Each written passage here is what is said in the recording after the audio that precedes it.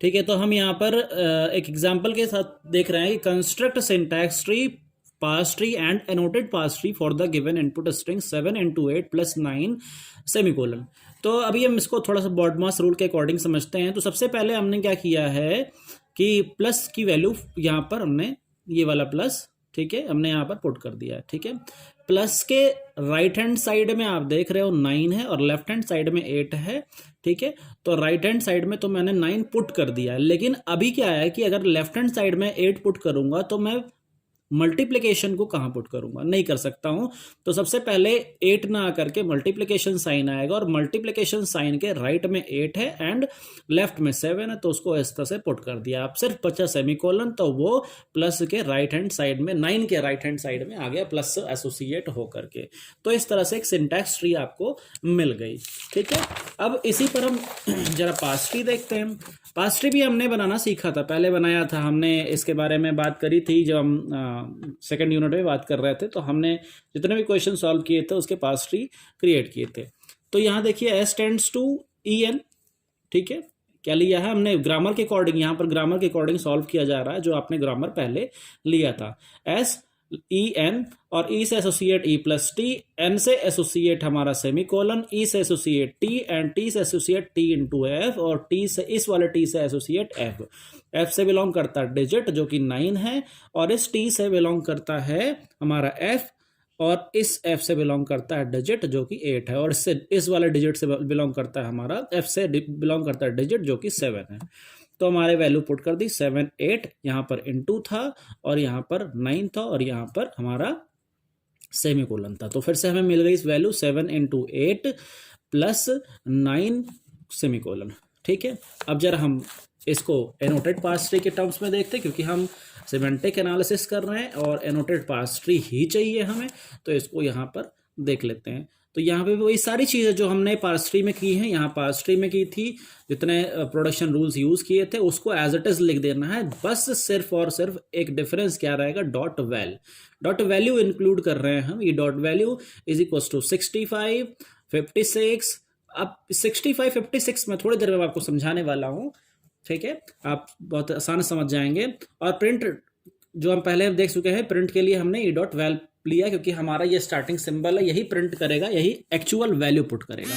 अच्छा चलिए अभी जरा हम समझ लेते हैं कि एक्चुअल में हमारे पास 7 into 8 + 9 का वैल्यू क्या आएगा। 7 बॉडमास रूल अप्लाई करें अगर हम, तो 7 into 56 और 56 + 9 कितना आएगा हमारे पास, 65। ठीक है ना, तो अब समझते हैं, देखिएगा एनोटेड पास ट्री में सब कुछ भी नहीं किया हमने, पास ट्री एज इट इज था। जहां जहां वैल, जहां जहां normal production rule non terminals थे, वहां पर डॉट वैल्यू लगा दी है। ठीक, डॉट वेल आप सब देख रहे हैं, जहां जहां वैल्यू थी सबको एज इट इज लिख दिया।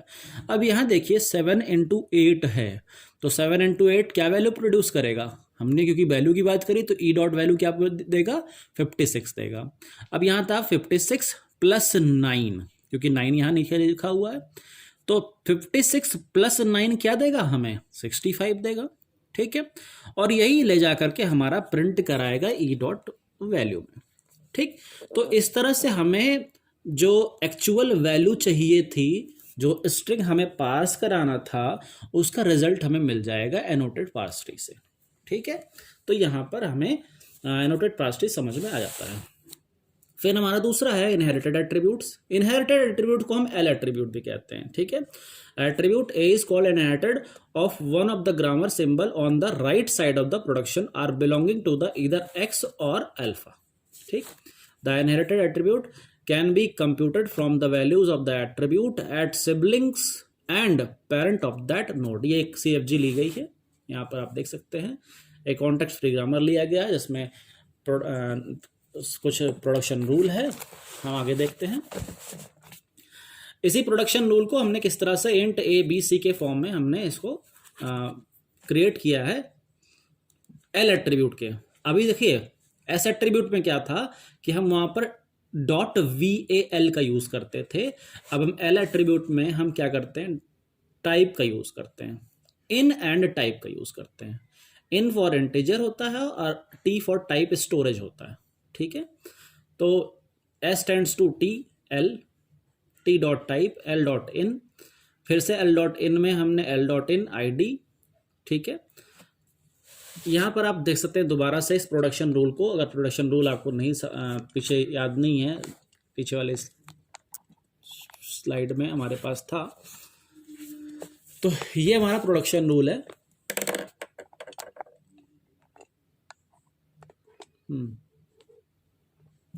ठीक है, ये हमारा प्रोडक्शन रूल है। आप देख सकते हैं E S tends to T L, तो L dot in is equals to T type लिया गया है। टी एल को हमने इस तरह से सेट किया। T tends to I N T है, तो T dot type is equals to integer लिया गया है। फिर टी टेंड्स टू फ्लोट है, T dot type is equals to float लिया गया है। तो इस तरह से जो वैल्यू उसके साथ एसोसिएट है उसको हमने टी डॉट टाइप के अकॉर्डिंग दिखा दी है, ठीक है। एल देखो, L tends to L one and I D लिया गया है, तो L dot in is equal to L dot in entry type that is I D entry या फिर कुछ और, ठीक है। अब कंस्ट्रक्शन ऑफ सिंटैक्स ट्री कैसे करेंगे? They are 3 functions used in it. जैसे एम के नोड होता है, एम के लीफ होता है, और एक होता है हमारा एम के लीफ नम एंड वैल्यू, ठीक है। फिर से बताता हूं मैं आपको, एक होता है हमारा एम के नोड जिसमें operator left and right use करते हैं, ठीक है। जैसे ये हमारा देख रहे हैं, सबसे पहले ऑपरेटर लिया, फिर उसके लेफ्ट की वैल्यू ली जो उसके लेफ्ट में हुआ, फिर उसके राइट में लिया। तो जैसे x प्लस वाई है, तो पहले हमने x लिया, फिर पहले प्लस लिया, फिर x लिया और फिर y लिया। तो हमारे m के नोड आ गया ऑपरेटर लेफ्ट एंड राइट का। फिर आता है हमारा m के लीफ id एंड पॉइंटर का, ठीक है। तो id हमारा क्या जाएगा, x जाएगा, और उसके बाद नेक्स्ट पॉइंटर हमारे लिए एक स्पेस खाली छोड़ देगा कि एक पॉइंटर जो एड्रेस करेगा नेक्स्ट वैल्यू को, ठीक है। फिर हमारा दूसरा आता है एम के लीफ, जिसमें हम नंबर और वेरिएबल को यूज़ करते हैं, ठीक है।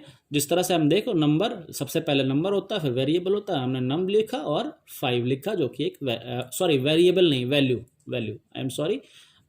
ये हमने पुट कर दिया, ठीक है।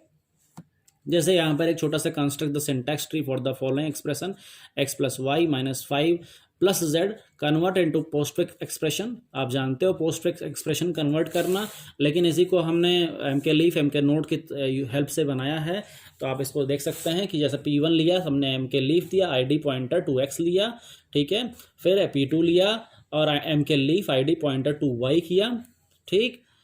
पहले हमारा क्या था, यहाँ पर आप देख रहे हैं x इंटू वाई था, तो यहाँ पर क्या हो गया, एक्स वाई इंटू हो गया, ठीक है। फिर 5 के बाद माइनस चला गया, माइनस हो गया, फिर z के बाद प्लस चला गया। तो इस तरह से हमारा एक पोस्टफिक्स कन्वर्जन हो गया, ठीक है।